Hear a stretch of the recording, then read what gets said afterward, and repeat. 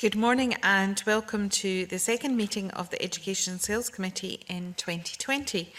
Can I remind everyone present to please turn their mobile phones and other devices to silent for the duration of the meeting. Agenda item 1 is a decision on whether to take a review of today's evidence session from the SQA in private under agenda item 4. Are members content to do so? Thank you. Agenda item 2 is performance and role of the SQA, and we welcome from the Scottish Qualifications Authority this morning Fiona Robertson, Chief Executive, John Morris, Director of Business Development, and Robert Quinn, Head of English Languages and Business. And can I invite Ms Robertson to make an opening statement? Thank you very much. Thank you. And I would like to thank the committee for the opportunity to attend again today to discuss further the SQA's role and performance following our appearance at committee on the 11th of September and related correspondence, most recently on 19th of December, covering a range of issues.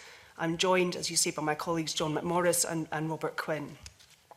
When I appeared before the committee on 11th of September, it was really very early in my tenure as Chief Executive. A period of just 6 weeks had passed since my appointment. And during that time, my focus was naturally on the successful completion of the 2018-19 exams diet in early August and the immediate post-results processes. Since then, however, I've been able to focus on a range of other issues, including a number of issues of very specific interest to the committee. And I hope my response of 19th December highlights both progress to date and direction of travel going forward. If I may, I would like to highlight a number of these issues in my opening statement. On international expenses, I've taken action to review our travel policy and address concerns about international travel costs. A revised travel policy has been in place since 22nd of November, in line with the timetable I set out in September. Key changes made to the policy include business class travel only being permitted for international air travel when the one-way flight time is 10 hours or more. Authorisation for international travel and accommodation is to be agreed at director or level or above before booking a trip. And Foreign and Commonwealth Office guidelines apply for overseas accommodation and subsistence, and this provides cost limits which SQA staff should follow. The committee also expressed some concerns about SQA's available management information relating to individual travel costs following a number of FOI requests. A number of data sources have now been merged, and SQA is able to report on all sources of financial information regarding individual staff travel and expenses. Further systems integration will take place by the end of this financial year, and thereafter the international travel costs of senior staff across the SQA will be published proactively on a quarterly basis. On our international work, as I have said, SQA and its predecessor bodies have been working internationally for over 25 years, reflecting our globally recognised expertise in qualifications and assessment, development and delivery. We've used our international engagement as an opportunity to help increase and understanding of human rights, and we support and align with the Scottish Government's international trade and investment aims as reflected in the National Export Growth Plan, A Trading Nation. The committee has shown particular interest in our work in Saudi Arabia, and the Department for International Trade highlights Saudi Arabia as one of the UK's important trading partners, with education as a key sector. And Scottish Development International here in Scotland continues to maintain an office in Saudi Arabia to promote international trade with Scotland. However, I recognise it is important that SQA, in line with all other public bodies, follows guidance from the UK and Scottish governments in considering the markets in which we operate. We believe we do, but I've asked the Director of Business Development to consider any further policy and associated guidance for assessing our international engagement to align with the Scottish Government's approach to promoting human rights internationally and based on the United Nations Guiding Principles on Business and Human Rights. I want to ensure that SQA can make fully informed decisions about its operations in all its international markets and indeed be an exemplar in considering human rights issues. We will review and refine our existing due diligence processes to take account of this policy and guidance.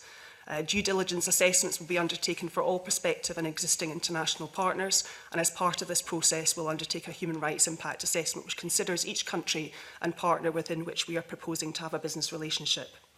It is intended that this process will provide additional assurance that human rights are considered and respected. This work is well advanced, and my colleague John McMorris will be happy to provide more detail to the committee this morning if you should request it.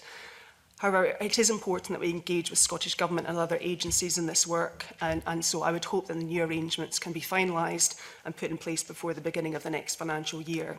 And of course, I'd be happy to engage further with the committee on this matter. On marker withdrawals, I've provided further information to the committee about the 794 withdrawals from the 12,450 marker appointments at the start of the 2019 marking period.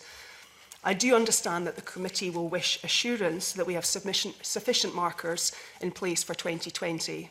Marker recruitment and re-recruitment, a key feature of our annual processes, is progressing well, and I'm confident that we will meet total marker requirements for this year.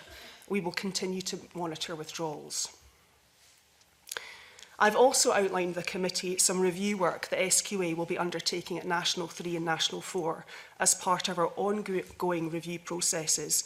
These courses have not been reviewed for over 5 years, and this review will look at a range of factors. This will include the assessment standards as benchmarked against the relevant level in the Scottish Credit and Qualifications framework, the currency and appropriateness of the key skills and knowledge required for each course, feedback on the delivery of the current courses, such as the management of the assessment approach, including the added value unit for National 4, and progression to and from National 3 and National 4. As part of this review, we will consider both the skills and content alignment between the various levels and be informed by the practicalities of delivering these courses, including by our multi-level classes.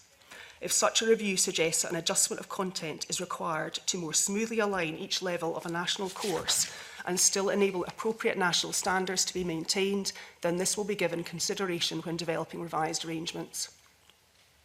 We're currently scoping out this work, which will be finalised when our resourcing position for 2021 is clear. But I would hope that it will be completed by June 2021, with any further changes implemented by academic year 22-23. This work will be further informed by any wider education review work. Finally, I should highlight that, as agreed by the Curriculum and Assessment Board, there are no plans at present to change the overall design principles of National 3 and National 4.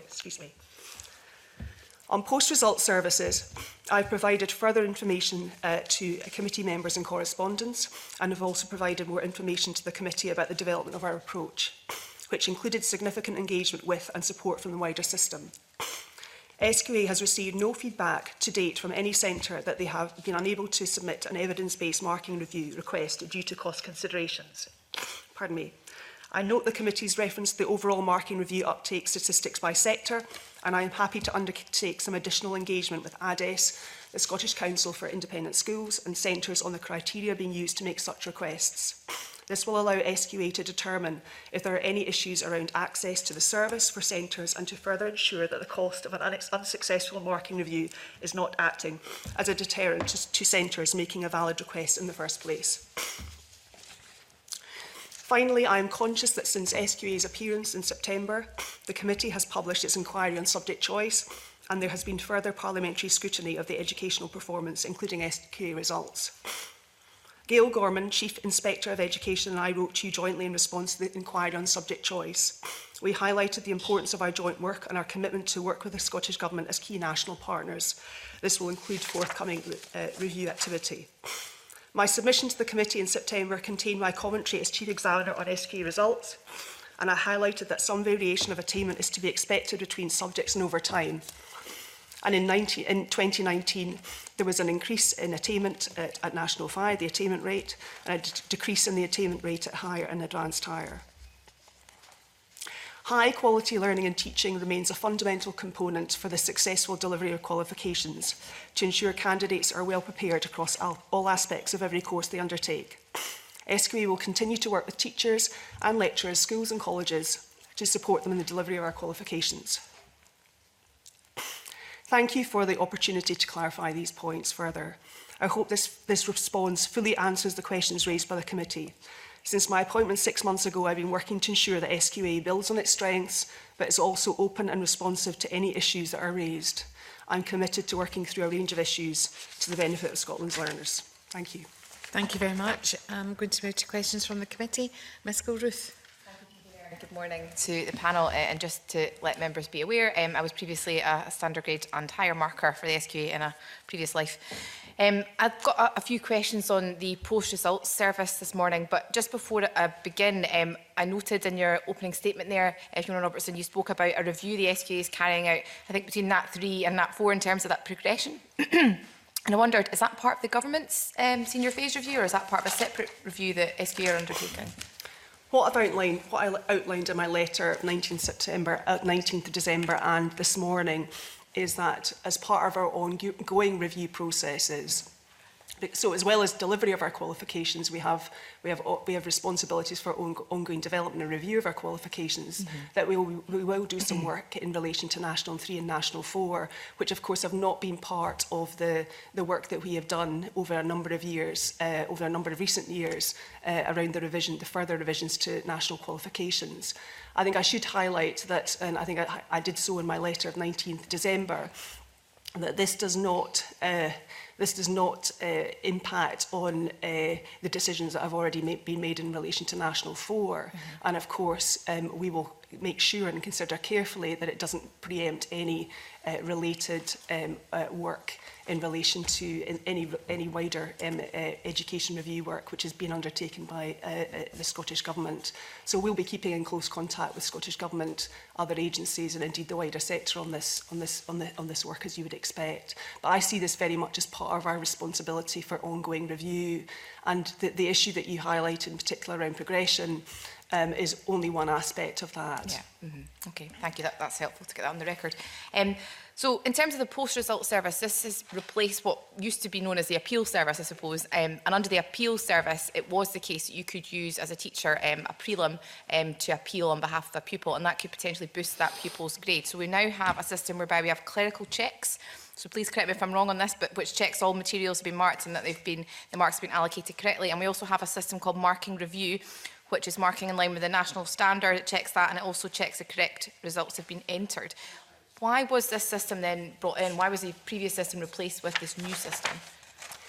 I think there's one crucial element that you didn't mention, which is a very important part of the new, what is now the relatively new system that we have, which is around exceptional circumstances.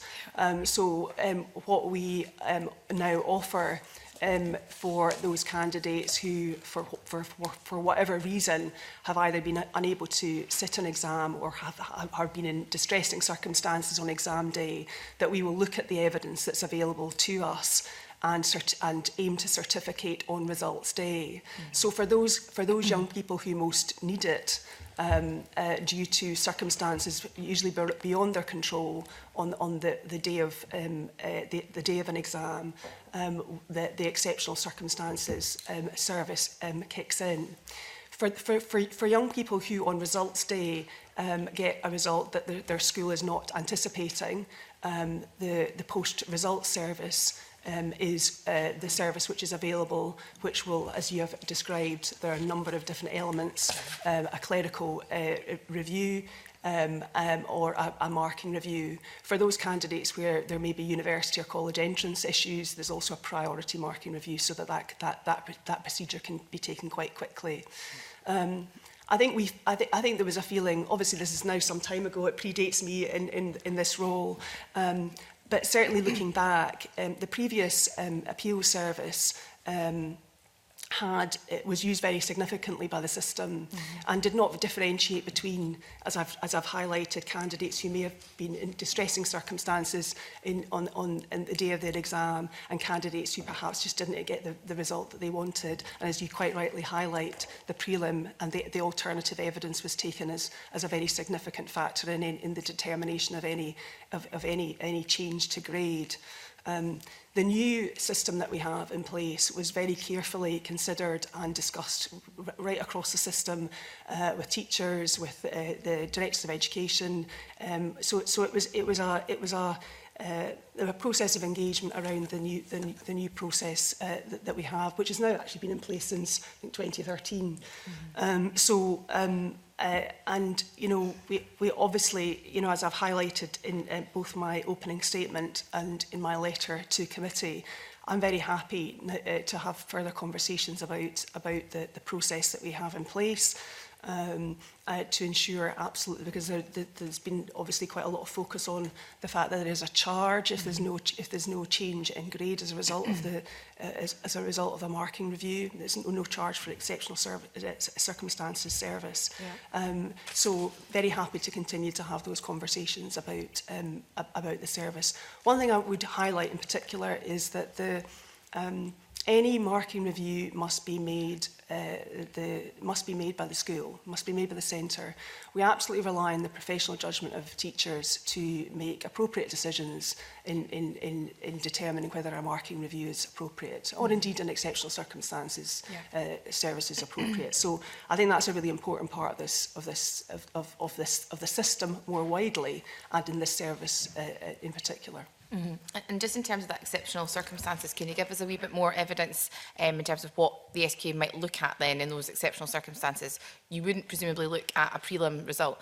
The reason I'm asking this is because many schools have done away with the prelim, and I wonder if there's potentially an inequality there if you are looking at prelims, for example. So we'll look at a variety of alternative evidence. Yeah. So we would not be relying solely on the prelim. Robert might want to say a little bit more about some of it, but just by way of an example for some of the subjects he's responsible for. Yeah, I mean, it's a good point. One of the key drivers of the new process was we would look at a much wider range of evidence. I think one of the disadvantages with the old system was that it really penalised the candidates that it was really properly designed for, i.e. candidates that suffered some exceptional circumstance and, for example, had been absent from an examination, etc. And when we looked at the prelim evidence, because we had 70,000 other appeals and we had to benchmark that evidence across schools, to be fair, if there was any deficiency in the prelim evidence that was presented, quite often these candidates received a no award. Yeah. And when we discussed this at our Board of Management and various committee structures, one of the key drivers was to have a fairer deal for those candidates that are properly disadvantaged by the system, and that was these type of absentee candidates. So what we do now is that we look at a much wider range of evidence. So as you correctly say, some schools might not. In fact, for a period we didn't really use the term prelim to try and get people away from that idea that you always have to have a prelim and then a second prelim and a third prelim. Some of the sort of negative aspects of kind of teaching to test. So we'd look at class tests, we'd look at course examples of what they've done in both examination and non-examination conditions and such like, as well as any mock examinations, etc. And we're less focused on the prelim and the structure of the prelim, and whether the prelim replicates the exam, more focused on the candidate and what this is telling us about where this candidate sits in terms of the grade spectrum. It's a subjective part of the process, and it relies a lot on professional judgment of examiners, but I think it's an area that's been improved vis-a-vis the old approach. Yeah. Okay, thank you very much for that. And just finally then, around the cost, Fiona Robertson, you highlighted that. Can you just tell the committee how much it costs a clerical check? How much does a marker's check cost? I don't have that to hand. I don't know if Robert does, but I can certainly provide that separately. It's about £30. It's about a third less than the other UK awarding bodies. And why was a cost introduced? Because obviously the prelim service previously, the appeals service previously was free. So why was that cost introduced? I think we needed to, my understanding is that that there was consideration needed to be given to ensure that we were able to consider the volume of requests that we received, and that effectively the charge would operate as a disincentive for those for those candidates, or for those schools who may be tempted to put in a request where there was no evidence that that request would be successful. So I think there was a very practical set of issues around charging. There is a cost attached to our services. My understanding is there was quite a lot of discussion about the charge back in the pre-2013 period, and the charge got support from the system. I think but I think we're very mindful. And I think all parts of the system were very mindful of the need to ensure that the charge or the cost did not act as a disincentive. And on that basis, there was quite a lot of work with the Association of Directors of Education to put guidance in place for local authority schools. That guidance is also used by the Scottish Council of Independent Schools to advise their schools on how what a good and strong process around post-result services might be. And you don't see any inequality then between those schools in the private sector having more money at their disposal and being able to apply for that service than those in the state sector who perhaps just don't have the funds to do it? That's not bearing up. And I think you said in your opening statement that you didn't have any evidence that, you know, schools weren't able to afford it, that hadn't been fed back to you. That has not been fed back. It's not been fed back in any of the discussions that I've had about this issue since my appointment. You know, and I think I said to Mr Gray on the committee that I'd be very happy to have further discussions about that. I've indicated in my letter that I'd be happy to do that. You know, I suppose I would reiterate a couple of points. The ADIS guidance being really important in terms of being really clear about cost not being a consideration in not taking forward a review, that this is absolutely about the professional judgment of teachers as well. So I think there's a number of things that we need to kind of keep in mind here. Okay, thank you. If I could just ask a couple of supplementary questions on that. You say it is about the professional judgment of teachers, but that concerns me, and that previously truly the professional judgment of teachers would be about who was being presented for appeal in the same way. And the fact that even we're talking about this being a disincentive to people coming forward, I think the committee would, well, certainly I would have a concern that there would be schools in which the budgetary concerns would put pressure on teachers to maybe not present in that situation.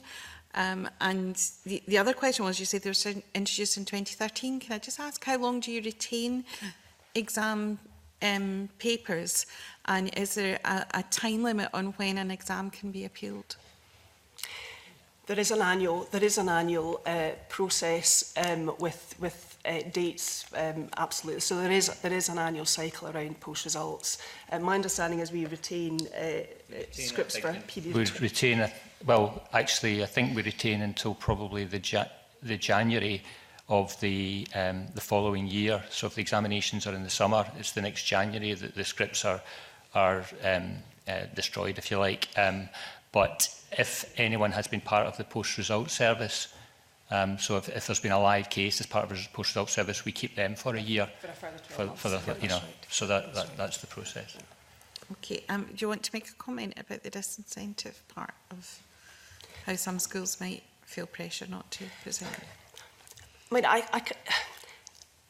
I can understand why the committee may be concerned that the existence of a charge may act, you know, the cost may act as a disincentive. But I would want the committee to have some assurance that the guidance that has been provided to schools from the Directors of Education be assured by the feedback that I get and that I've had from others on this. Is such that, you know, I don't feel that cost is acting as a disincentive for being, an appeal being put forward. But that said, you know, I've undertaken to have some further conversations with the ADES centres and the Scottish Council for Independent Schools to consider if there are any issues that we need to pursue. So I think what I want to say is, at this stage in my tenure, I'm quite open to having those discussions with the system to ensure, I mean, the last thing that I want to do is to be supporting an inequity.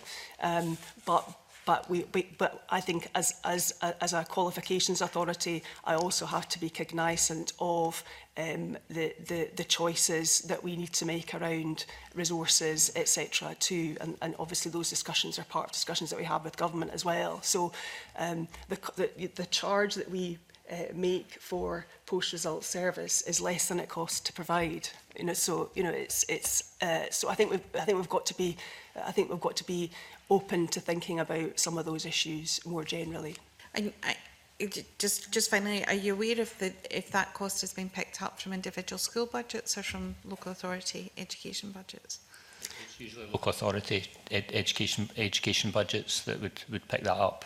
Certainly the feedback we've had from schools is there's not been any pressure on people to adjust their criteria from a cost consideration. I think the IDIS guidance is really strong in terms of telling people to reflect on the results. If there's something that's sticking out in terms of unusual, beyond not to expectation, and a cause for concern, then obviously that's the areas to home in on. And I think my experience anyway, and the feedback I've had, is in the main that schools are following that IDIS guidance. And the cost element, obviously, is not for every marking review. It's just for if it's unsuccessful.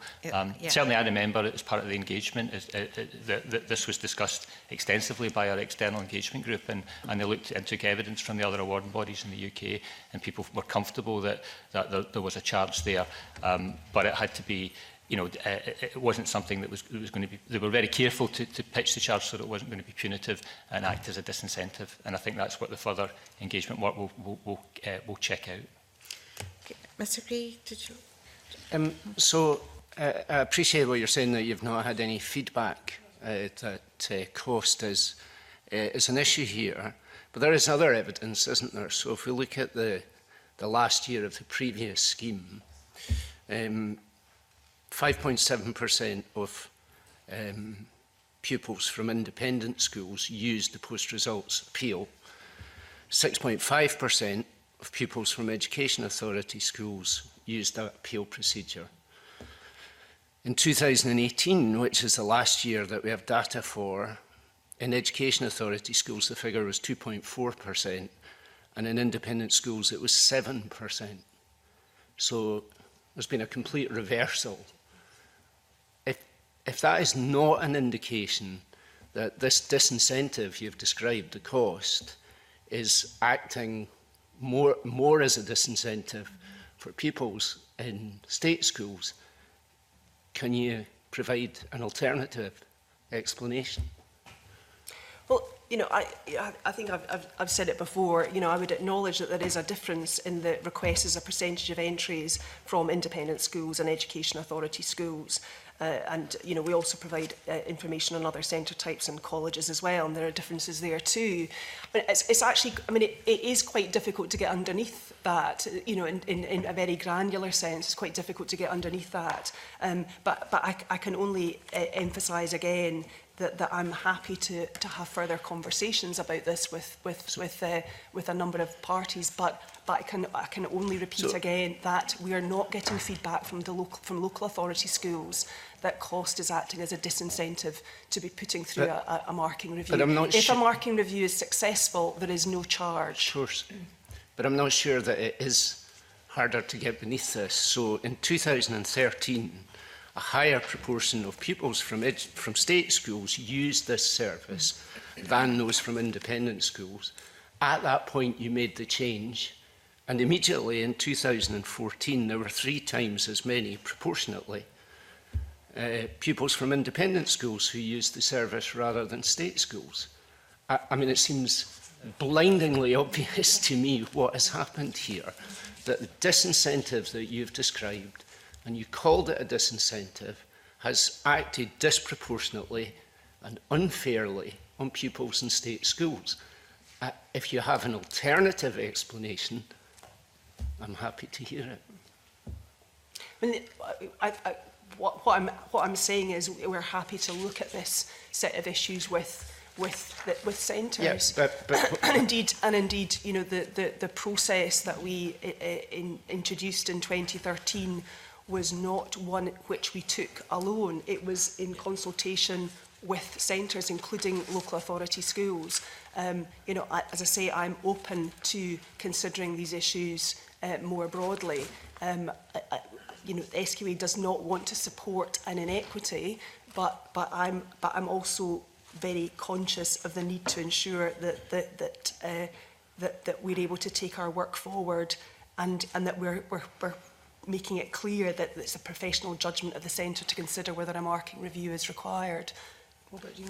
There's a wee bit of a nuance against it with the old system in that it wasn't a straightforward free-for-all in terms of that you could just choose to appeal. You had to be eligible for appeal, which basically there had to be a difference between your estimate and result. And actually we did some research under the old system when we found that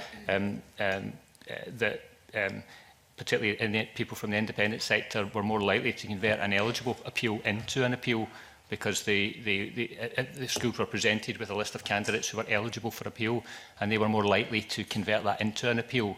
So it's not just as straightforward as saying percentage of entries. There was also a subset of data under that, which was about eligibility for appeals.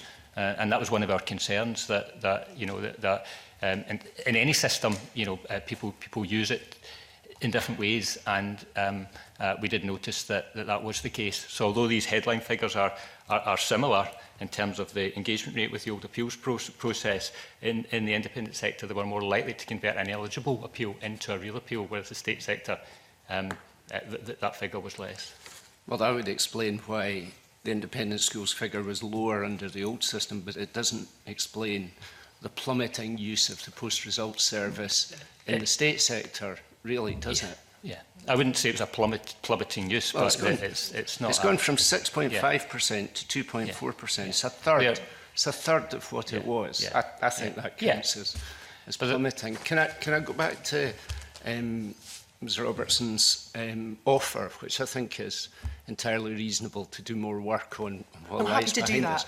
Yes, but what I would say to you is that what you're offering to do is to ask ADES if their authorities are following their guidance, and to ask the independent school sector if they think they've got an unfair advantage. Now, call me cynical, but I think ADES are going to say, yes, cost isn't a factor because that's not what our guidance says. And the independent schools are not going to say that they have an unfair advantage here. So can I ask if you could do an investigation which is rather more in depth than simply asking the people who are administering the system? I think it's really important to repeat what I said at the start and in my letter, which, and I quote, "I'm happy to undertake some additional engagement with ADES, SCIS and centres." So I did not just say that I would be engaging with ADES and SCIS. And I have to say, I have very frank discussions with ADES and SCIS about a range of matters, and indeed ADES on a range of budgetary matters as well. So we will absolutely ensure that we're discussing these issues with centres. And as I have said, both in my letter of 19th of December and in my opening statement. By centres, we mean the head teachers who are taking these decisions? Well, with schools, and that's not confined to head teachers. Well, could we perhaps have an assurance that it would be rather more towards the front line there of those who've been through the system, and perhaps some parents and pupils as well?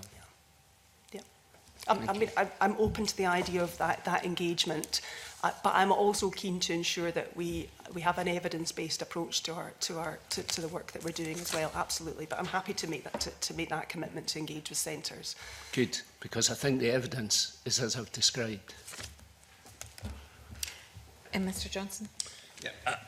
As part of the review process, it's not the policy of the SQA to provide access to exam scripts. I was just wondering if, first of all, you could explain why that's the case. And I think in particular, because I certainly take the view, and I think most people take the view, that private individuals have a right to see the data that is held by public bodies and other organisations about them. And indeed, I think that exam information and exam script is quite an important bit of information that is held about an individual. So could you maybe just perhaps explain why that's the case and whether or not you will review that situation? Okay, so the SQA marks about 1 million exam scripts a year, and until relatively recently, and in some subjects it remains the case that that's based on one single paper copy. So it has been very difficult to consider that as part of our service to date. And at the moment, exam scripts are exempt from the right of subject access as part of data protection legislation. We have done some work on this. So a couple of years ago, one of our heads of service undertook some engagement activity with centres and stakeholders and others to gather views on returning candidate scripts. And I think that included speaking to young people and others too. And actually quite a variety of views about that, interestingly. I think that's something that, I think we're on a path, particularly around the digitisation of assessment, where you know, I think the direction of travel would be that would be potentially to return exam scripts to candidates over time. I think that's something that we need to consider quite carefully in the context of our resourcing and our systems, but it's something that I think we should keep very live in our thinking, particularly as more assessment material is available digitally, which makes that easier and potentially, you know, not so costly. But I think we do need to think about this in the context of our costs. So, you know, that's just a wider discussion that we need to have. It's not cost neutral to do that. So that's something that we need to keep live in our thinking. But it would not be possible to do at this present time. Well, first of all, I think it's welcome that this is under active consideration. Just very briefly, roughly what proportion of scripts are digitised and what proportion are still paper-based? I think the majority of our examinations are digitised, and the majority of the coursework is still in paper. That's the kind of tends to be the split at the moment. So whether it's a kind of SAT examination under controlled conditions, that they tend to be the ones that we use our e-marking system for.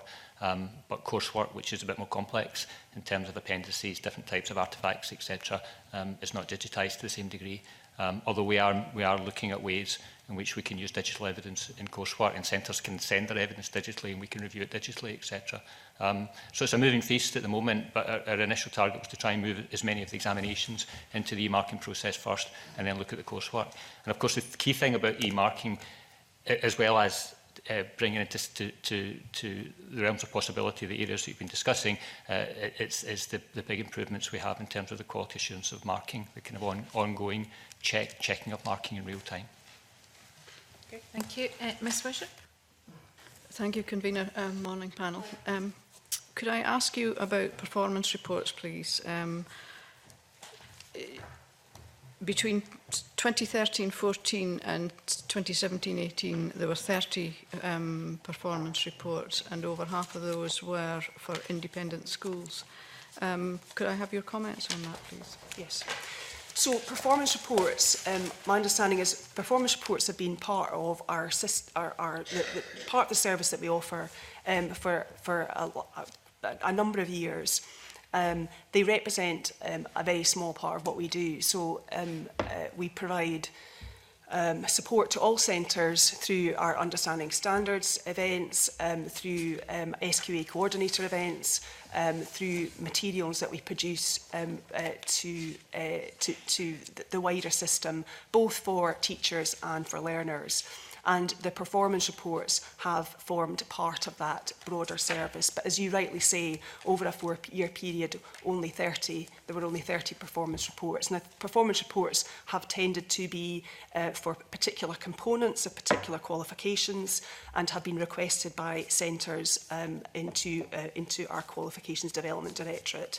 And they tend to be undertaken by senior examiners or principal assessors, and there is a charge attached to that service which covers effectively the cost of the report. I have asked, and we're currently considering the support that we provide to centres during 2021, and we will be looking at performance reports in that context. So I'm effectively saying that, you know, we will be looking at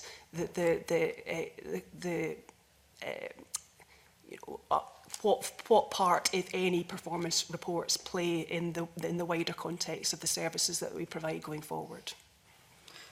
So do you think then, if that's already under review, that 30, what's your view on that figure then? Is it low? Would you have expected? I think it's a very small number. I mean, in the context of the work that we do right across the system each year, it's a very, very small number.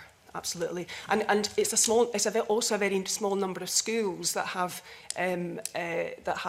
taken that opportunity of undertaking or commissioning a performance report. So it's a very small number of schools, and those schools that have undertaken performance reports on occasion have also had another, you know, have asked for further reports in other areas too. So it's a very, very small part of what we do.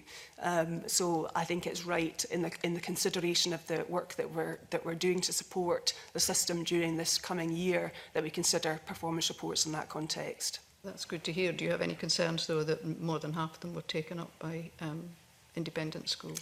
Well, as I say, I think a very small number of schools in total have undertaken this service. I think it is. I think part of the I think that part of something that I think we should legitimately consider is any supporting criteria which may be attached to a performance report going forward, or indeed whether performance reports, given the volume of reports that we've had, whether they do form part of the service going forward. So I think there are some issues that we'll wish to consider in thinking about whether we continue with performance reports. Thank you. Thank you. Ms Mackay. Thank you, Convener. Good morning, panel. I wanted to ask you about multi-level teaching. Ms Robertson, your predecessor, Dr Janet Brown, said in 2017, if significant numbers of schools are delivering multi-level teaching, we have to start looking at content. The challenge would be that we would change again after looking at the content. We would have to change the content of either National 4 or National 5 so that blended learning could take place. You said in your letter on the 19th of December, if such a review suggests that an adjustment of content is required to more smoothly align each level of a national course and still enable appropriate national standards to be maintained, this will be given consideration when developing revised arrangements. So I wanted to ask you a couple of things on that, where you are with that, what your thinking is, and also what the merits or not of multi-level teaching is, and also why you think it's been used increasingly. Okay, so I outlined in my opening statement and in my letter, as you've highlighted, just some of the work that we're looking at in for National 3 and National 4, of which a part of that will be, as you have highlighted, around content and content. But also, I think crucially, because that's part of my responsibilities, is to ensure that appropriate national standards are being maintained. That's really important. And that the integrity of the qualifications are being maintained. That's key. I set out in very broad terms in my opening statement what the work is currently being scoped out, and we're doing that at the moment, and that will be considered more carefully, including with our various committees and within our existing governance as well, and indeed in discussions with the wider system. But I would anticipate that we would complete that work by June 2021. We've given a commitment to the system. There's been a huge amount of change in qualifications over a number of years. There was a big set of reforms around the new national qualifications over the 2013 to 15 period, and then a further round of revisions which we're just concluding now with advanced higher this year, advanced higher changes this year. So where possible, we're giving a commitment to the system that we will complete work. If we're doing development work on qualifications, that we will complete that work, and then we will give the system a year to implement any changes. So a very specific example is that we're currently developing a new hire for applications of maths. All the work around that new hire will be completed by the end of this academic year, and the new hire will be introduced from 21-22. So there's a year. So that's why I'm saying we're hoping that this work will be completed by June 2021 with changes implemented by academic year 22-23, because that will give the system time to, if there are changes to content and changes that in terms of learning and teaching practice, and indeed curriculum design, any issues around curriculum issues as well, that there's time to take that forward. I mean, on multi-level teaching itself, I mean, as I explained to the committee back in September, there is a hierarchical structure to our qualifications. So if you're looking at National 4 and National 5, you know, there is a hierarchical structure that you'd expect a young person to reach effectively CFE level 4, which is aligned with National 4 before moving on to a National 5. We don't, as an awarding body, we don't collect information about multi-level teaching. You know, it's not something that we look at explicitly. We are obviously interested in the practical implications of the delivery of our qualifications in the classroom, I think there have been occasions, and Robert might want to elaborate a little on this. You know, I think for some subjects it can be more challenging than for others, and I think Robert made clear in our session in September the distinction between, you know, high content courses and courses with high level of skills element, and I think that's probably particularly the case. So in some of the science subjects, where you know, we have had some feedback that multi-level classes can be more challenging. But I think I think it would be wrong for me to generalise about that, because it's not something that comes up. It's not something that's coming up very regularly or forcibly in the school visits that I do. We will get some centre feedback around some of those issues, and you know, the curriculum decisions are taken by schools in line with issues that they will wish to consider in relation to the cohort of young people that they have and the wider school community that they have. And so a combination of issues in there that I think are probably beyond my responsibilities, and I know that you've been discussing with others. Robert, do you want to say a little bit more about just before Mr Quinn yes. comes in to elaborate, yeah. Whose responsibility would you say it is to monitor multi-level teaching? You say it's not the SQA's. There must be an education body who must be looking at this. Well, curriculum issues in relation to curriculum design and delivery, you know, form part of the work around empowering schools. So, you know, government policy, you know, the policy position in relation to curriculum decisions is that the curriculum decisions are a decision for schools to take. Obviously, schools will be inspected as part of the inspection regime which is in place by colleagues in Education Scotland. As I think as colleagues from Education Scotland have told the committee, if there are issues in relation to the curriculum that they have concerns about, then they will consider those issues, and that I would say that would include issues in relation to multi-level teaching. And Education Scotland, over a number of years, have provided messages to the system in relation to curriculum issues, both in the context of work that was undertaken by the Curriculum for Excellence Board and other fora, and more recently the Assessment and National Qualifications Group.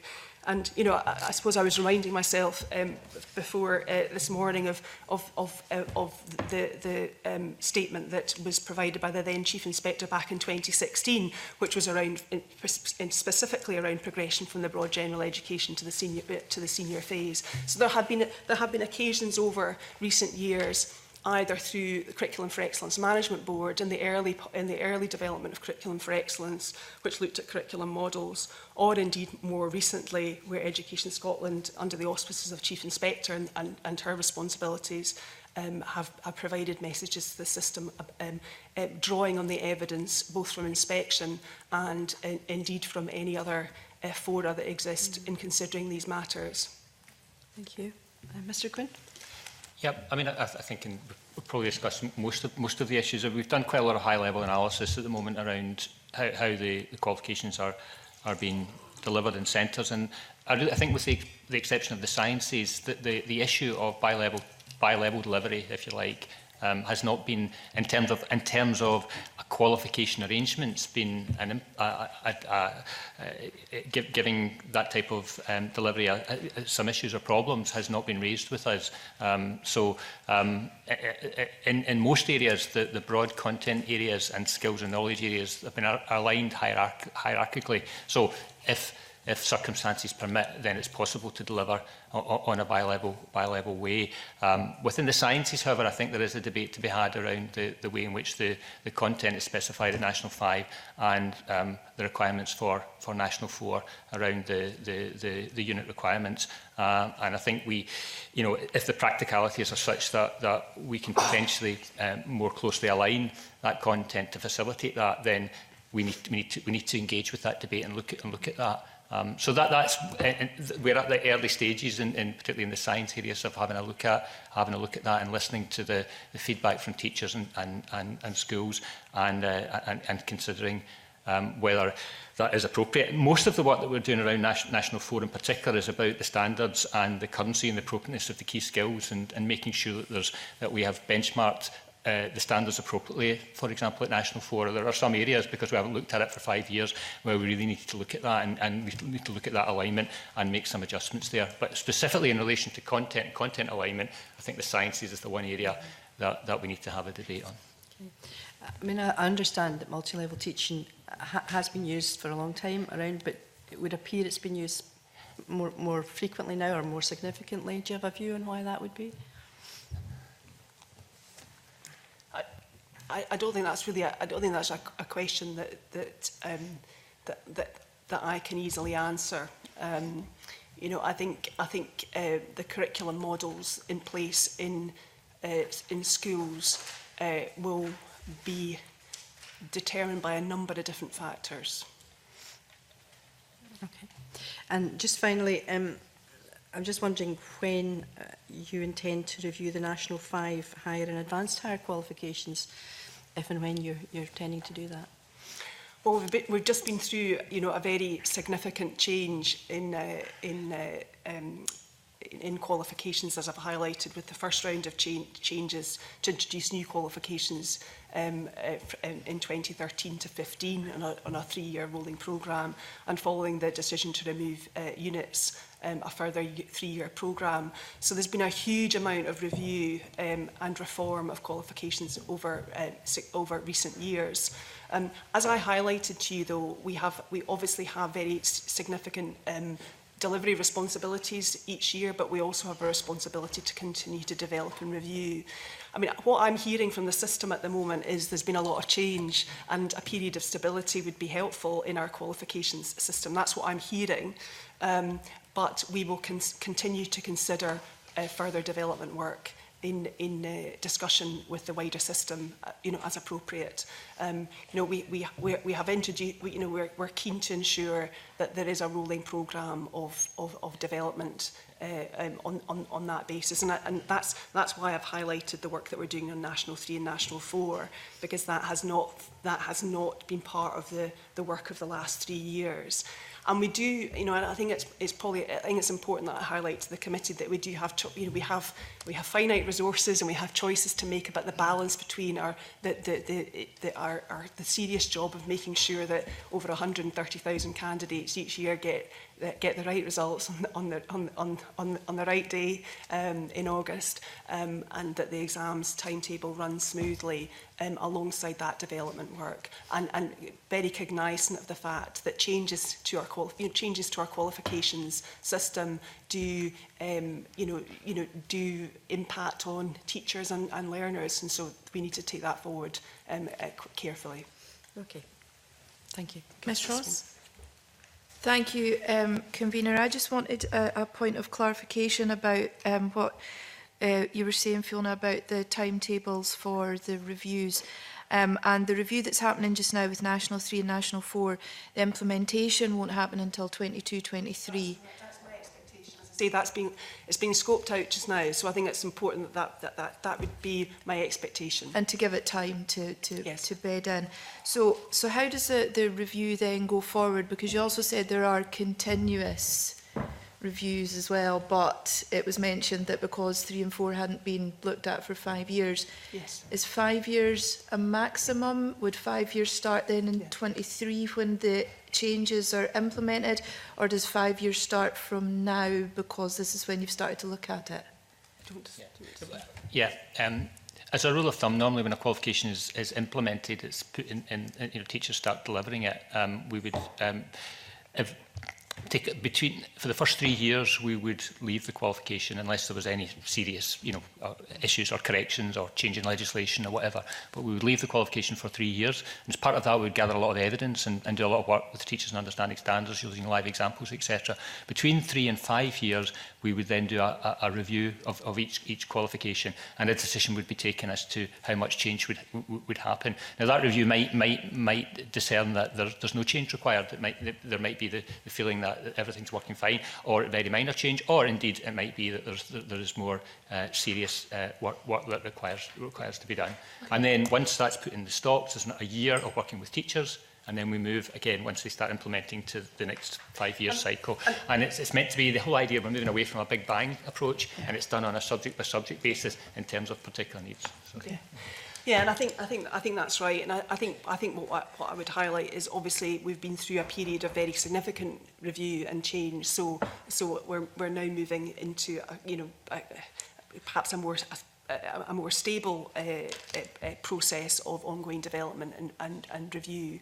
And that the National 3 and National 4 piece of work is very much part of that. I mean, I think as I've highlighted, we're just very conscious of the need both to ensure that changes where appropriate are made, of course, responding to the needs and the feedback from the system, but also that there's a balance between change and stability. And as I say, stability is what I'm hearing from the system at the moment, having gone through a period of really quite significant change, particularly over a number of years.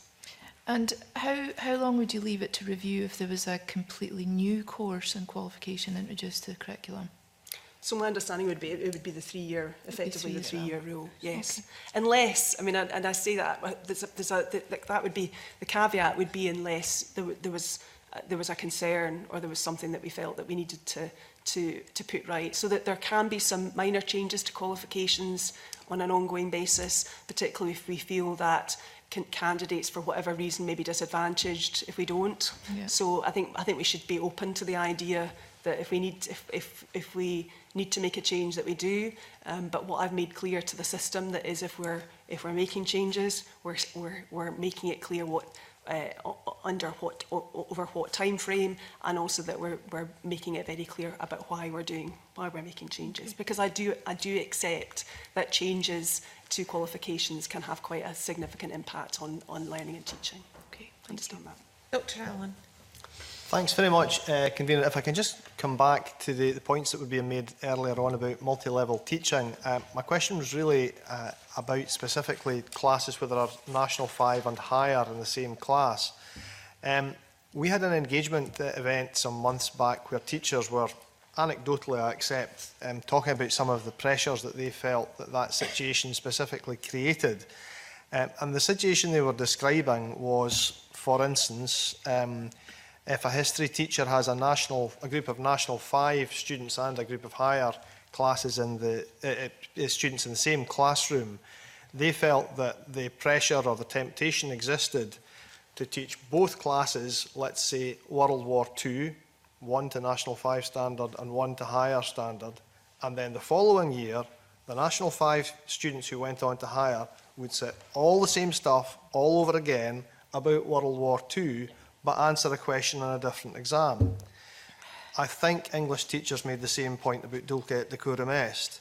Now, my question is, are those criticisms fair? Does the exam system create that temptation or that pressure to teach kids the same stuff all over again twice? Well, I mean, the distinction between different qualifications, we produce materials in relation to ensuring that there's clarity on course content and there's clarity on the standards that need to be met. there are, for some subjects, some flexibility about the learning that is undertaken as part of those, parts of those subjects. I mean, Robert might want to say a little bit more about English in particular, because that's one of the subjects that he's responsible for. But a big difference between National 5, for example, and higher would be around the complexity of learning. And yeah, your point is the themes that are being followed. Do kids have the right not to have the same stuff taught all over again twice? Do you want to talk about well, I mean, I think it's this debate between prescription and personalisation and choice. And I think in English, for example, there's, as you know, there's a free choice in terms of text. There's not a free choice. Sorry to interrupt, sorry. but the point the teachers are making, just to be clear about this, is that there isn't a free choice. The point they're making is that they feel a pressure because they've got two groups of kids in the same class, and the exam allows them to do this, to do what I've just described. So does it? Yeah. Theoretically, I mean, theoretically, the examination does allow you to use the same text for National 5 and for higher. But certainly we would not, I mean, we would never recommend that, and we would always, you know, our requirements would be that that's not the case, that people, there are separate texts that are used, and you avoid that scenario. But theoretically it is possible. But we would certainly, in our arrangements, we would in our support notes, in our work with teachers and understanding standards, in terms of what we exemplify, we would take the opposite view. Okay, thank you.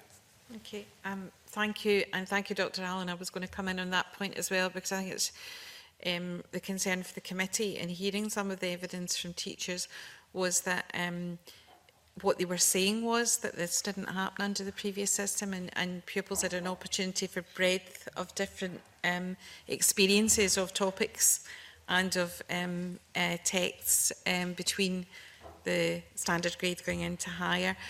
So it was a concern of us that pupils were, yes, they were getting the teaching for the qualification, but they weren't getting the opportunity to have the depth of coverage of the subject that they had made a choice for. So thank you for that. I'm going to move on to Liz Smith.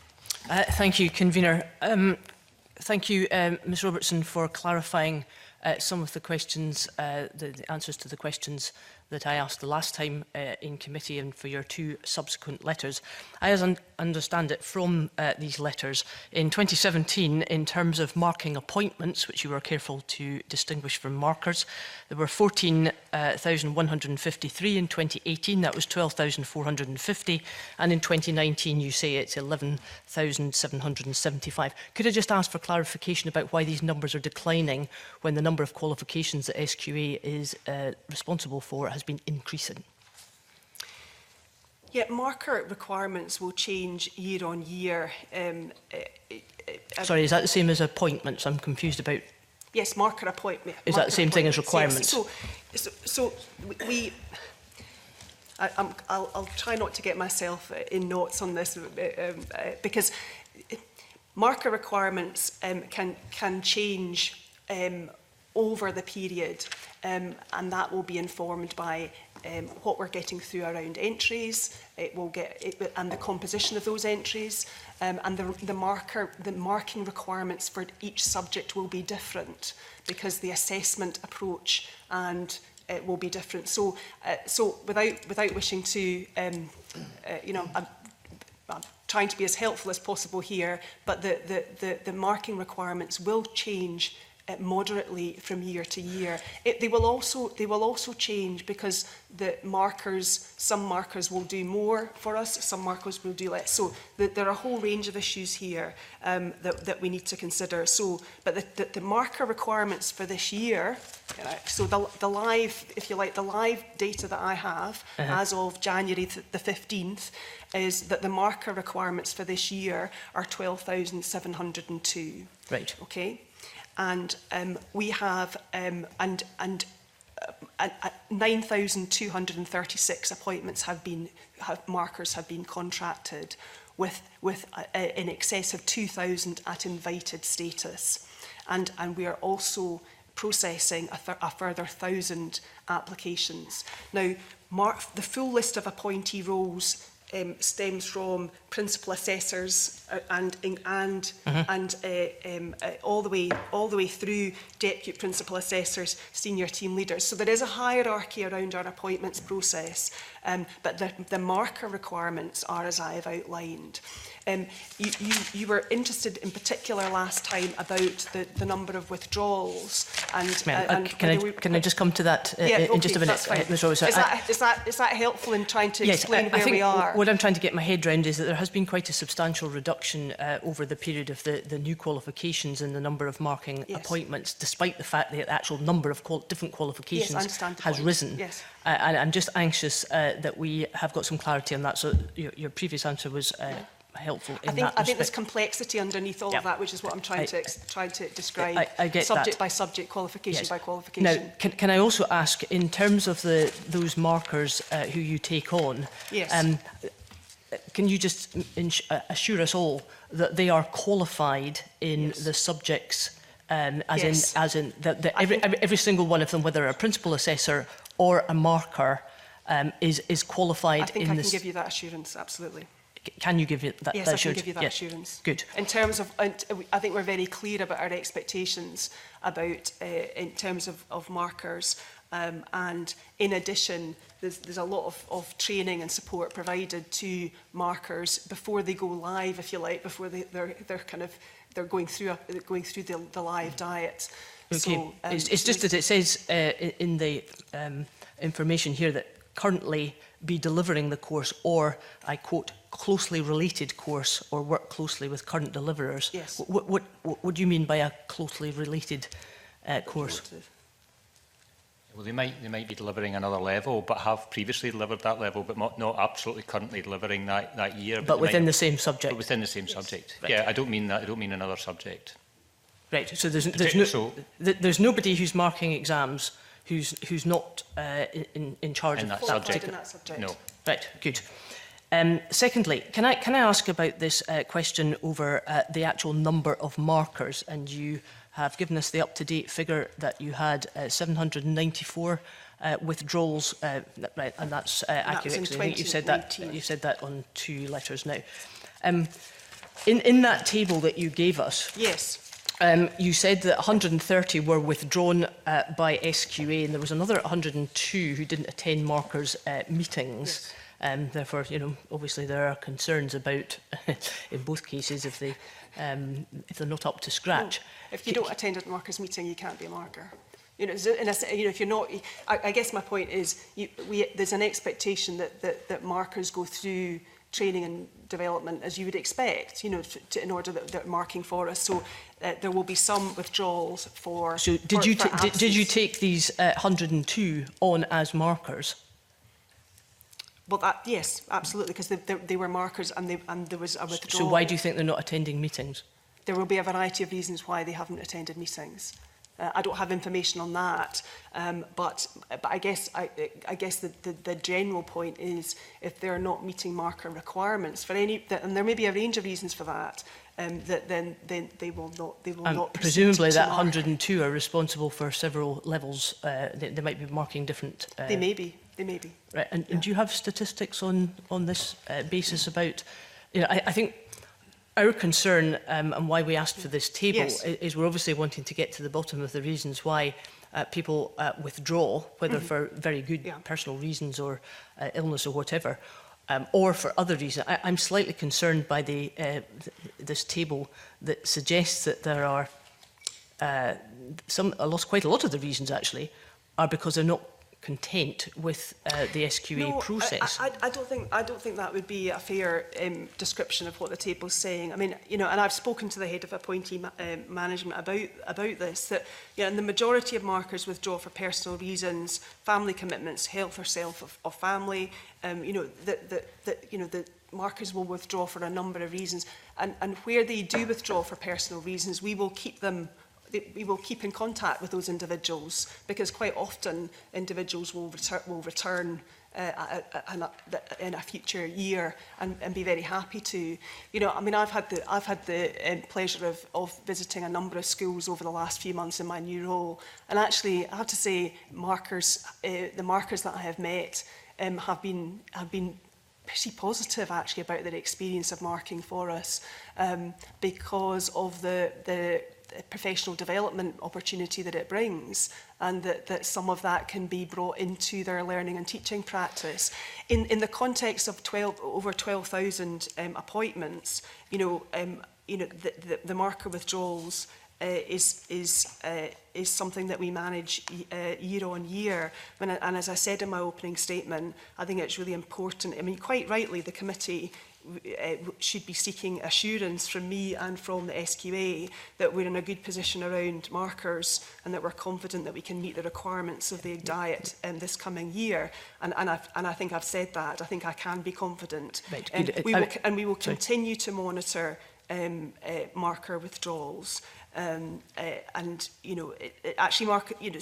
we'll continue to monitor marker withdrawals on an ongoing basis. And if there are ways in which we can provide more finely grained information around reasons. But as I say, the majority of markers withdraw for personal reasons. So if we had this table for 2018 or 2017, 2016, it would be broadly the same sort of percentage reasons, would it? Yes, broadly. I mean, I looked at 2018 because I anticipated you may ask, not unreasonably, that question. So marker withdrawals were at a similar level. It's actually very slightly higher in 2018 than 2019 as a percentage of total markers. Given the constraints that you were intimating about the pressures on your resources, I mean, if people have not turned up to meetings or they failed, as it says here in some cases, would you put them back on the marking register? Would you look at them again in another year? Well, there'll be a variety of reasons, as I've highlighted, why markers withdraw. If they're withdrawing because for whatever reason we're not satisfied that at this present time that they're able to mark for us, there may be a point in the future that they may be able to do that. Use them immediately again. If it's due to quality issues with their marking, we wouldn't use them immediately again. We wouldn't normally be eligible for the next year's diet if there's an issue with the quality of their marking. However, we are looking, in the point you made about resource constraints, we are looking at marker training and taking advantage of some of the electronic tools that we've got in relation to scripts and commentaries and such like, and to maybe think about how we can, if you like, give people who've previously not marked to standard the opportunity to get back into the system. How many are in that situation who from 2019 were not up to scratch one way or the other, and you won't be using in 2020? It was just a very small amount. So 130 were withdrawn by us. Yeah. So there might be other. And a number of and 29 failed at P&Q marking. Yeah. I mean, it's a small number in the context of our overall marking, our pointy requirement. And actually, I think it's really important to say, and I understand that the focus on those that perhaps might not meet the standard, if you like, but actually many thousands of teachers do. And I think I probably should put on record that we're very grateful to that wider contribution from the system, because it is of critical importance to the delivery of qualifications. Two very quick points. Just on that theme, do you detect there are specific pressures in any subject area where it's harder to get good quality markers? There can be pressure on some. Could you just tell us what they are? There's a volume issue here as well, because we require many hundreds of markers for English, for example, which is one of the biggest subjects, and we require less markers for some of the smaller uptake subjects, for example, Gaelic. But some of the, but sometimes it can be more difficult. So which subjects have the pressure point? So subjects which tend to be relatively more difficult year on year tend to be sciences in particular, maths. And psychology, but those are on an ongoing basis, and sometimes at particular levels. So advanced higher, for example, can be more difficult. But as I said at the start, I accept the committee's interest in these issues and seeking assurance in these issues, and I think we have very well established processes and procedures to ensure that we have sufficient markers year on year. And, you know, I think, you know, many markers who have worked with us for a long time absolutely go above and beyond to deliver for Scotland's learners in that context. My very final point, Ms Robertson, is have any of your higher markers given you any feedback on what they feel is the reason for the decline, the 4-year consistent decline in higher standards? Have they given you any feedback? Well, so in terms of the work that we do as on an annual basis, in terms of how exams perform, that is contained in the course reports, which absolutely flow from feedback through the marking process, including through the principal assessor. So the course reports, subject by subject, qualification by qualification, will provide that feedback to the wider system. That is the feedback that we get on how learners have performed through the process of each of our qualifications. And we publish those course reports, and we try and promote the use of the course reports because we think they're very helpful to the system in understanding how that some of the issues that are arising through the marking process. So we do get feedback through that marking process, which forms part of a published course report for each subject. And I spoke a bit about that in September, but it is a really important part of what we do subject by subject because it does provide that granular evidence about what we are seeing through the marking process each year. Thank you. Ms Gilruth. Yeah, Convener, I just wanted to check, are there a set number of years you have to have been teaching a subject in order to become an SQA marker? I think it's 2 years. 2 years. 2 years. Yeah, 2 years. And in terms of perhaps a drop in the numbers attending the markers meetings, and that's obviously a hugely important meeting because that's where you set the national standard. I think in the past, and please correct me if I'm wrong, the SQA used to meet cover costs for teachers to allow them to be released from schools, and that was a bit of a carrot and stick thing with head teachers who would take that funding and allow their staff to be released. So perhaps have you considered that because that funding's not available anymore, head teachers are not allowing their staff to go out and take part in that valuable CPD? So we absolutely, I would acknowledge that we absolutely rely on the wider system around schools being part of the work that we do, a critical part of the work that we do. We've also been exploring other means of delivering our, you know, so doing much more by out of, if you like, out of school hours. But also through webinars, etc. So there's more flexibility in the approach that we're taking to our wider, both in terms of markers, but also our understanding standards events, etc. So we're looking at a much more mixed model around how we deliver and consider. Including the impact on teaching time, etc. So we've been doing quite a lot in that area. The group of subjects that Robert's responsible for, there's been quite a lot of webinars, for example, this year, other ways of... having said all that, I'm very conscious that actually teachers quite like to get together, and the networking and the CP, as you've highlighted, the development opportunities and actually a group of subject teachers getting together to discuss these issues is important too. So there's a balance to be struck there. Okay, thank you. Thank you. Mr Johnson. Thank you. On a number of occasions in your answers, you've been talking about markers and their status as appointees. In my 15 years of professional experience, both as an employer and a line manager, I'd never come across that term prior to quizzing the SQA. And indeed, I've got your terms and conditions of appointment here, which states, this document, together with the letter of appointment, sets out the terms by which you will provide services to the SQA as an appointee. Second paragraph starts, as an appointee, you are not an employee, director or officer of the SQA, and nothing in these terms and conditions is intended to create any such relationship.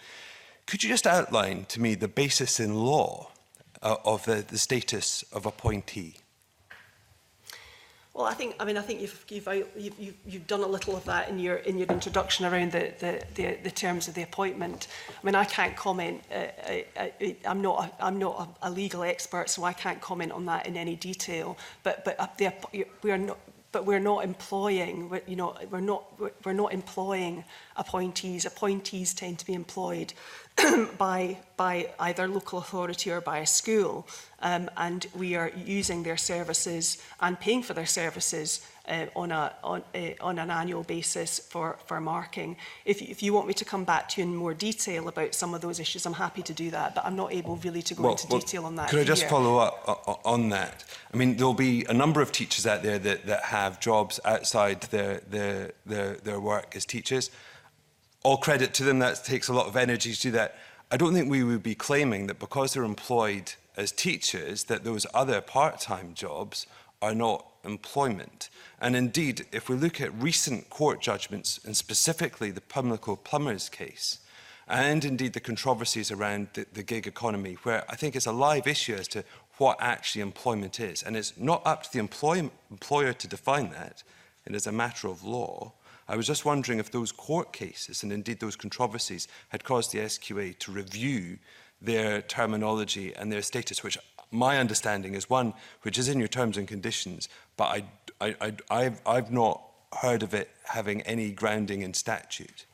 Okay. Well, so I mean, the appointee structure that we've, and our relationship with teachers through our marking process has been long established over a number of years. And as I say, it's a process which has worked for us and also works for teachers, and the feedback we get is positive. I can't say much more. Maybe I need to rely on my newness here, but that's not something I've looked at in any detail in the short time I've been at the SQA. I know you've previously been interested in issues relating to the payment of invigilators and others, but that's not something that's crossed my desk to date. It's something that I'm happy to look at. But there are I think we seek legal advice on a range of issues, including any contracts that we issue in relation to appointees, or indeed any other matter relating to the employment status of people who work with us. Thank you. Mr Greer. Thank you, Convener.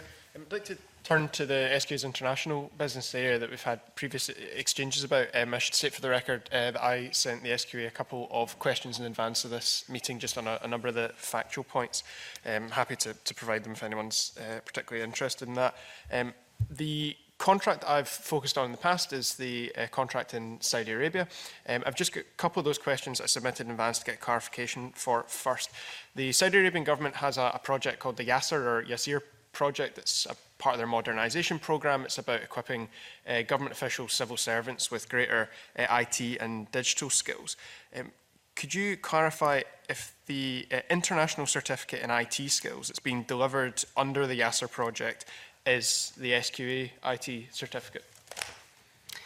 So I would highlight that Mr Greer's researcher did provide some questions to us over the last couple of days in relation to this set of issues, which we have gone back to Mr Greer's research on, and think John went back to Mr Greer's research, so I was happy to answer those questions. I think we can be quite definitive about the position in response. Excellent. Yeah, happy to. Thank you. So no, the certificate you mentioned isn't an SQA certificate. SQA is not involved in the Yasir project in this contract or any other contract. Excellent. So the SQA certificate in that case, is that being delivered to Saudi government staff, to civil servants in another way, or is this a project that's being delivered through a private college to private individuals entirely separate from the government? It's all to private individuals based on the individual need and request, so it's not actually got any contractual arrangements with any government department. Right. In that case, the SQA website lists under our customers government agency in Saudi Arabia. Mm-hmm. Could you clarify who that is and what that's for? Do you have the name that's of it? That's on the framework development page of your website, lists our customers, government agencies in Bahrain, Oman and Saudi Arabia. Yeah, so they would be historical contracts that we delivered, and we always publish our track record of any of the consultancy projects that we've undertaken. So we helped build the national qualification framework for one of the government agencies. Trying trying to remember the name of it, but yeah, the publication for that is on the website. We also had some contracts for Saudi skills standards in the past, where we helped them establish some national occupational standards. So we had two kind of large contracts about 3 or 4 years ago. Yeah. Right. So in that case, the current contract with TTEC or TETEC, the one that you've just clarified, is for private individuals. So based on press releases from TTEC, they concluded the negotiations with you to offer that in June 2017. So they announced that that was being offered from June 2017. In fact, they announced that trainees who were already enrolled in another IT course provided by another British exam agency would be able to transfer over to the SQA course. But in September of last year, when you were previously at the committee, you let me know that no one had yet been certified in it, and the SQA were still reviewing assessment criteria. Yes. Could you clarify what the situation is there? I'm confused about how more than 2 years after it being announced by the provider that that course was available, that contract being concluded, that no one had yet been certified in it, and the SQA was still reviewing the criteria. Yes, so at the moment, the TTEC, they've enrolled 1,378 students onto the course. Those students are working their way through that. To date, we haven't certificated anyone. The quality assurance arrangements are such that we don't have the evidence at the moment to be able to certificate, so it's in our quality assurance process at the moment. How long does that course take for a student who's enrolled in it? It's not a long course, as I mentioned before. It's fairly entry level, but we cannot certificate unless we have suitable evidence from the provider. So then they haven't at this moment in time given us that. So certification's on hold until we see the appropriate evidence. Do you have any indication of when that will be resolved? It seems very odd that these are short courses, as you previously described. This is about basic skills like how to use a keyboard. It was announced it started from the summer of 2017, but we're more than 2 years later, no one's been certified. Information hasn't been provided to yourselves to actually go through the certification process. What's causing this problem? That seems very odd. Yes, as I said, our operations colleagues have been working with the centre to try and establish, to get the suitable evidence to be able to meet those outcomes in the course, and as yet we've not been furnished with them, so we're not in a position to proceed, and there's been conversations with the centre to follow up on getting that evidence, but as yet we can't progress. Right. And in terms of how a student would enrol in that course, you said confirmed it's private individuals. Is this a case of individuals through high school students going through a Saudi high school enrolling into further education, or folk who come in off the street, or is this a course that is offered, for example, to businesses who want to raise the skills of their staff? I don't have the detail because it's not something we track, but in conversations with the head of centre, he has confirmed it could be a whole range of current employees or people trying to enter the workforce, or as you say, maybe high school students. So the students themselves can come from a range of sources. It could be unemployed people. Yeah. So the reason I ask is Saudi Arabia is one of those countries where the separation of private and public, the separation of government from private businesses is not absolute. Saudi Arabia is an absolute monarchy, but its royal family runs to well over 7,000 people, many of whom have substantial private business interests that are essentially extensions of the government, which is why I'm asking about whether or not businesses who have enrolled their staff in the programme, who they may or may not be. But to move beyond the specifics of this contract, which we can follow up more on some of those specifics in writing, but that's been very useful.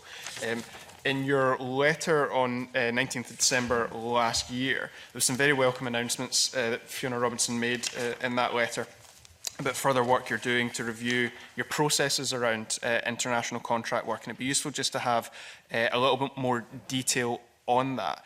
Am I correct in understanding that this is about reviewing existing due diligence processes and strengthening them as required? Or are you in a place at the moment where you have identified a need to create a new process? Is there a need for a new human rights due diligence process? Or is this about adaptation of existing processes? Okay, so what we've done to date, we're just finalising at the moment a new policy for human rights and also for a framework to be put in place. And then you're absolutely right, from those guiding principles from the framework, which are aligned to both Scottish Government and the United Nations guidance, what we're then doing is saying it's not a standalone process. We want to embed it into the key decision making that we do.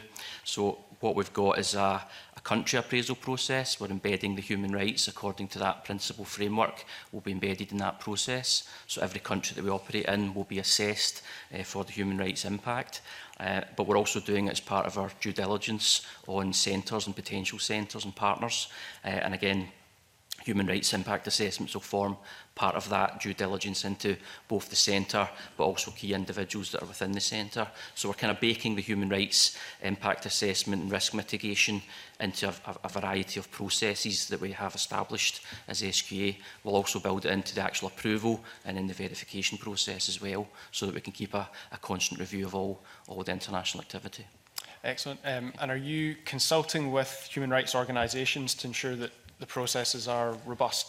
Amnesty International, for example, being consulted by government agencies in the past? Yeah, so what we've done is we did a benchmarking exercise with Scottish Government and some of the agencies. We've looked at the United Nations guidance. There's going to be a range of sources that we'll look at on a regular basis to keep an alert system in place. So a lot of NGOs like Human Rights Watch, we'll look at the FCO Human Rights Democracy Reports, Freedom House, the Business and Human Rights. So these are kind of quite common sources of good intelligence for what's going on in various countries, and that tends to be the ones that are used primarily by Foreign and Commonwealth Office, Scottish Government and SDI and others. Your intention to have these in place for the next financial year, I think, is really welcome. That's a speed that is a sense of urgency that's often lacking in public bodies. So that's very welcome.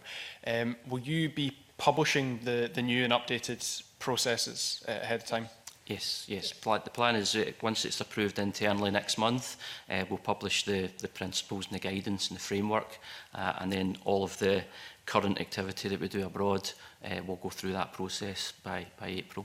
Would you have to send that to the committee proactively? That would be very useful. Thank you very much. Okay. That's me, Convener. Thank you. Thank you. Mr Johnson.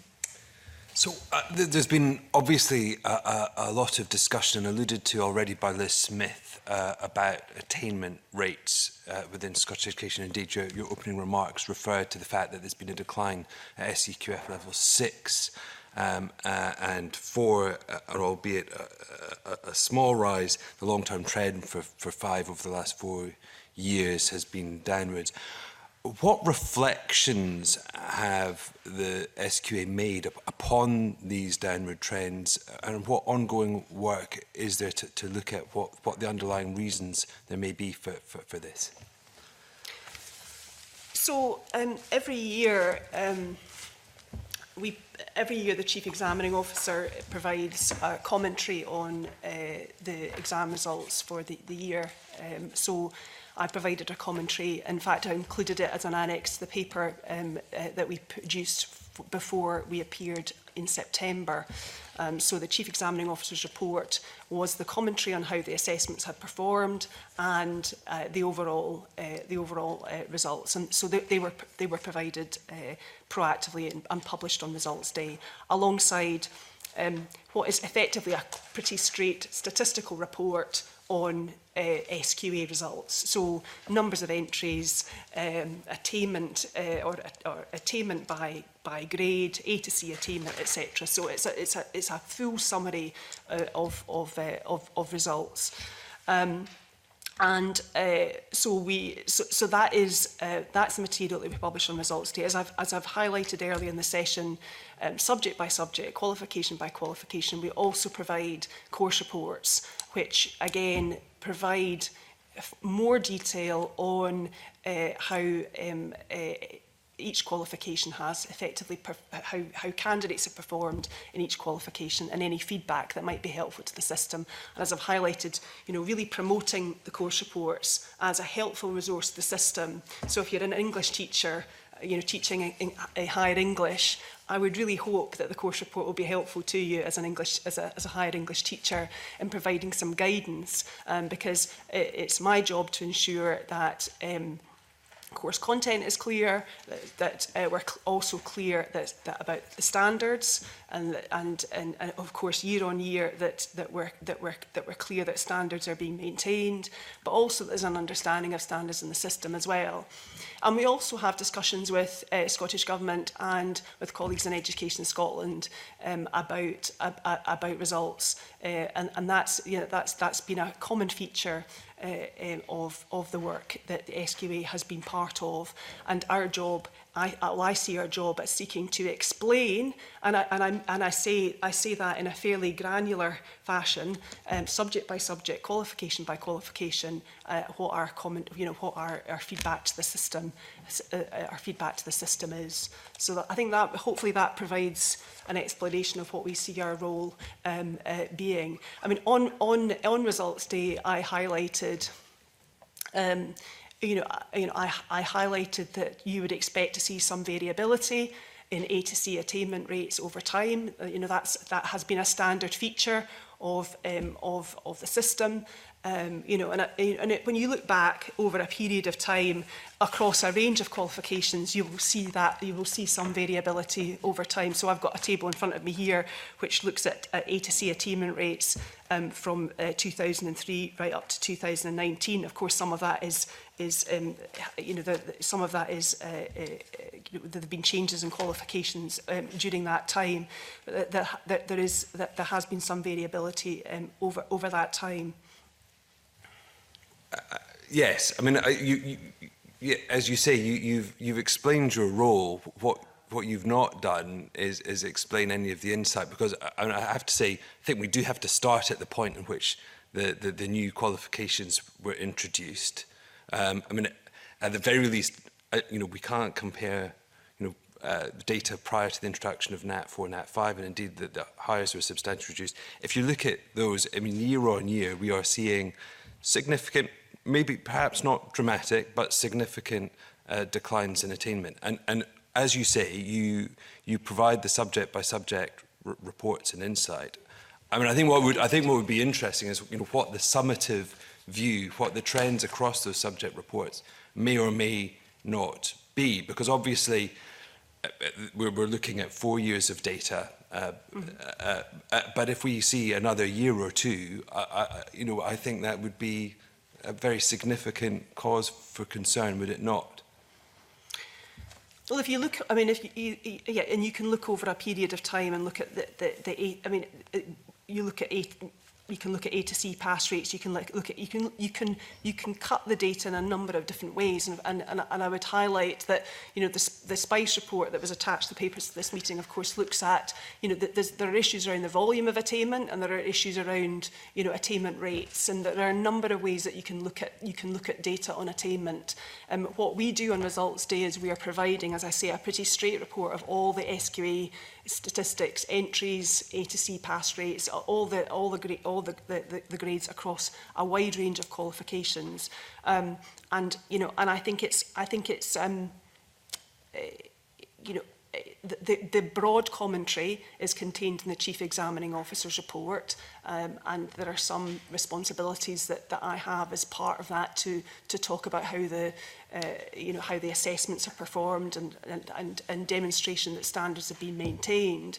But at a subject by subject level, I think it's really important that we do provide that level of detail, and that's the role that we play, because there are different issues. There are likely to be different issues playing out in different subject areas, and so therefore that detailed information to the system, published and provided to the system, I think is really important. I mean, I absolutely understand that and you've highlighted the focus on the A to C pass rate at higher, and I would absolutely acknowledge that there was a fall between 2018 and 19, and I sought to provide an explanation for that fall, and there was a subject by subject explanation for that fall, and there are course reports to provide supporting information. So I think our job is to explain explain that. Indeed, and that's what I'm asking you to do. And you asked me that you've presented it elsewhere. I'm just asking you, for the benefit of the committee, could you provide that? And I recognise there may well be different explanations for different subjects, but there is an overall trend here, I would suggest, And I was just would be requesting if you could rehearse that for the benefit of the committee and for the record, because this is an issue of national importance, dare I say. And I suppose what I would say is I would highlight the information contained within my Chief Examining Officer's report, which I provided to the committee in September, which highlighted my observations, drawing on, absolutely, given my newness, drawing on the observations of my predecessor who oversaw the conclusion of the diet in 2019. And provided an overall commentary on the diet for the year, including that variation in attainment over time. So that would be my statement on issues relating to attainment. You're not prepared to give a summary of it to the committee this morning. Yeah. I'm very conscious of time, yeah. Mr. Johnson, and if the information has been provided, it has been provided. I think we can take Mr. Robertson's it's very difficult to have a discussion about a topic if people aren't prepared to. Well, with respect, I wouldn't. I mean, I provided the material in advance of the September can I just ask session. one last question then? On top of the attainment data, we also see since 2013 a decline in the total number of entries per senior phase pupil. So that takes in the broad range of S4 to S6. And while I think we can understand why there'd been an initial drop because of the trend towards 6 subjects in S4, we've also seen a relatively substantial drop since 2017, which takes us down to a 12% drop in those total number of entries over that period, with the final 5% in those last 2 years.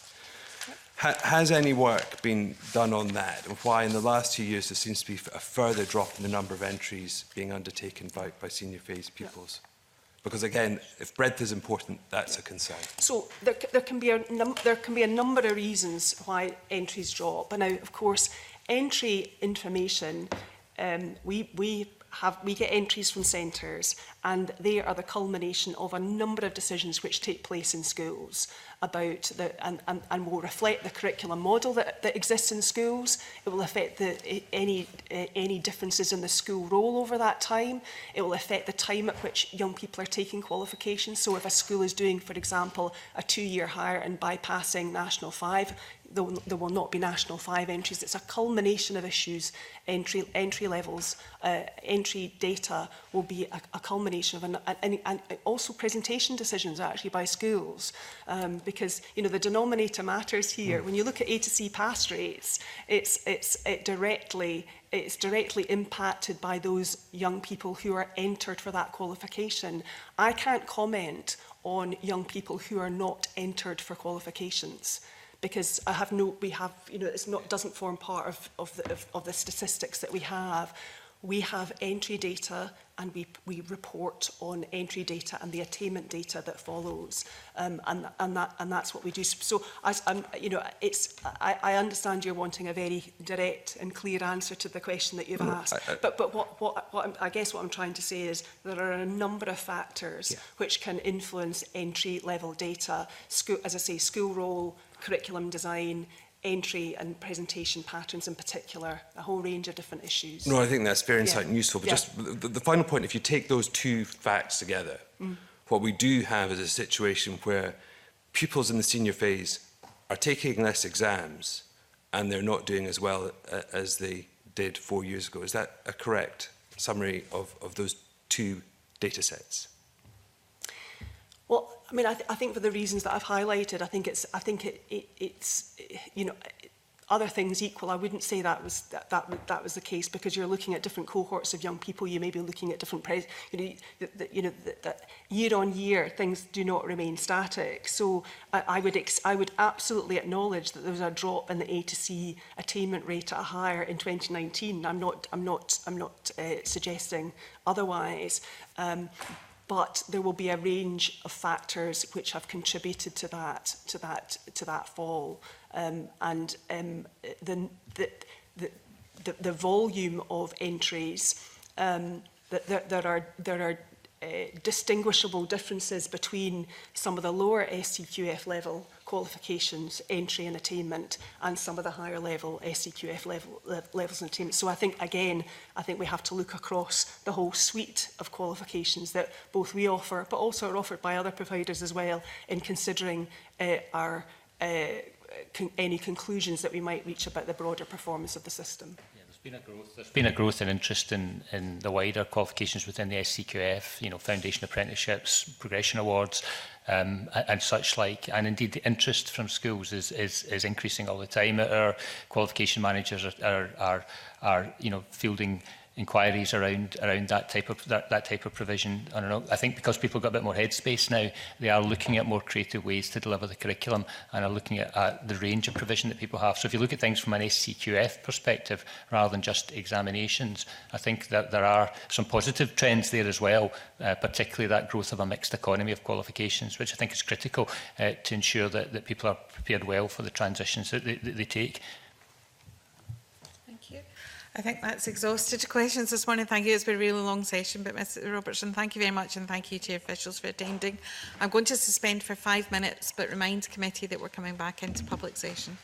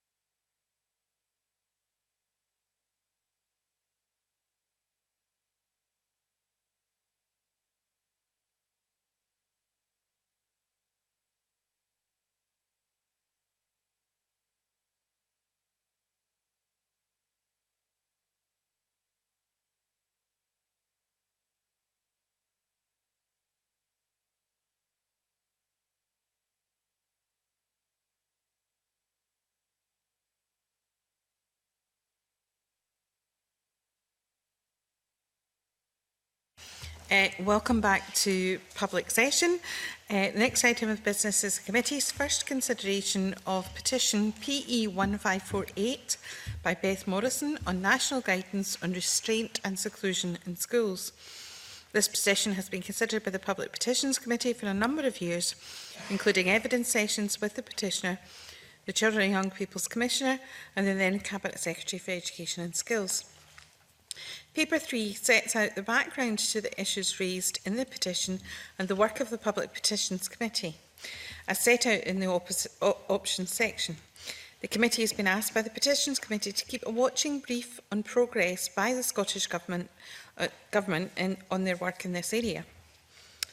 Given the committee's sustained work in support of children with additional support needs in school education, I suggest this committee should monitor the government's work in this area for the rest of the parliamentary session. In addition, the committee plans 2 inquiries this year that will cover in part support for those with additional support needs in school education. We have a number of options in the paper, but before making a decision, I invite comments from the committee, and I know Ms Ross, who is also a member of the Petitions Committee, would like to contribute. Yes, Convener, thank you. As you say, we have considered this petition at length, and at the end of last year we had the Cabinet Secretary in to give evidence. And just for the official record for this committee, I'd just like to quote from a couple of sections of the official report, if I may. It's very short. In his opening remarks, the Cabinet Secretary told us that there had been an agreement with the Equality and Human Rights Commission and the Children and Young People's Commissioner. Scotland and the Scottish Government will now produce new national guidance that will provide a clear human rights-based policy on physical intervention and seclusion in Scottish schools. That will sit in the suite of documents in the included Engaged and Involved series that places at its core positive relationships and behaviour, early intervention and prevention to minimise the use of physical intervention and seclusion. The timescale for the development, consultation and publication of the guidance is anticipated to be published in January 2021. We also talked about putting the guidance on a statutory footing. Unfortunately, we don't have the powers to do that at the moment, but the Cabinet Secretary has agreed to go away and look at a piece of work to make that possible as the guidance is being produced. So not to wait until the guidance is produced to see if it is actually being followed, to put that in process as the guidance is being rolled out. We agreed as a committee to pass it on to this committee twofold. One, because of the work that we are going to be doing in the future that covers initial teacher education and additional support needs, and also to hold the government to account to make sure that we have a watching brief, as you said, to make sure that the guidance is produced in the timescales that we have been offered, and any feedback that we can then get from the government on how that's working in schools. Thank you very much, Ms Ross. Are there any other comments from committee members? Yeah, sorry, Mr Johnson. If I could just make a brief comment and kind of thank Gail Ross for providing that insight. It's very useful. This is a hugely important issue, and I think goes to the very heart of some young people's ability to receive an education to which they're legally entitled to. Can I say that I think the work that we are about to carry out, I think, will provide answers on a number of these things, but I do think it would be worth following up on the suggestion set out in the paper of writing to the Cabinet Secretary. I know that there is work undertaken within the education brief looking at autism in particular. I know there's also work being carried out within the health portfolio on the same topic. And I think asking to what degree this subject is being looked at by the groups that have been convened by the government would be a useful step. Both very helpful contributions. Thank you. Is the committee consent to pursue all options in the background paper, including writing to the Cabinet Secretary for Education and Skills and including this work in our work programme? Thank you. Can I also ask if the committee is content to keep the petition open while we pursue the agreed work on the petition? Thank you very much. And we now move into private session.